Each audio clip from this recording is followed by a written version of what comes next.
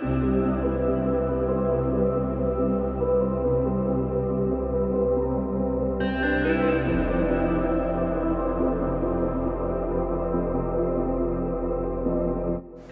in 2008, the Clone Wars movie was released, and at the time it was very negatively reviewed, but of course that ended up spawning a very well reviewed and very well accepted TV show, which we all definitely love. But from that original movie, one of the best concepts was probably the ship, the Twilight, which they used, which I thought was actually a pretty darn cool ship. And then of course with that movie coming out, we got Lego sets, including a Lego set of the Twilight, which looked like this. So yeah, it's a very blocky set, and yeah, it's not great. So in this new series, which I'm going to be doing, I'm going to be looking at some negatively reviewed sets, or sets that are definitely frowned upon, and seeing if I can find some positives in there, and if these sets are actually underrated. And surprisingly, the first place I looked in doing this investigation was actually the reviews on Brickset. And surprisingly to me, this set was actually well reviewed by 9 reviews, which overall the set actually got a 4.1, which is pretty good for what I was expecting. However, I do think that in general, people often either forget about the set entirely or frown upon it, because it is a pretty forgettable set, and otherwise it just looks very blocky, and, well, in fact, the ship is very forgettable. Overall, I think the set isn't actually that bad, and LEGO didn't do a bad job.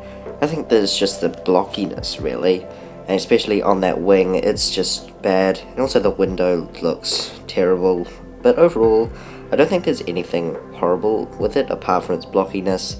But yeah, everything else is actually pretty good, and it's a pretty sturdy model, according to those reviews, which seems to be what everyone is saying, and why this is actually a pretty decent set. For a different perspective on the matter, I turned to Brick Insights, where I just looked at some reviews and things for the set. So, quick stats for the actual set. Price per part is quite good, but price per minifig was also bad. Yeah, that's basic. Recommendations is 67%. People do not recommend, which is kind of bad. So that actually sucks, but overall the set did get a score of 72, so that's not bad. That's actually quite good, but the recommendation level is quite low. So I do think that you could definitely get better sets at that time, namely the Republic gunship.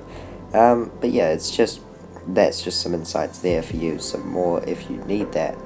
Again, I love the actual ship, and it actually did appear later on in the show a few times, until its eventual demise in Season 5 of the Clone Wars.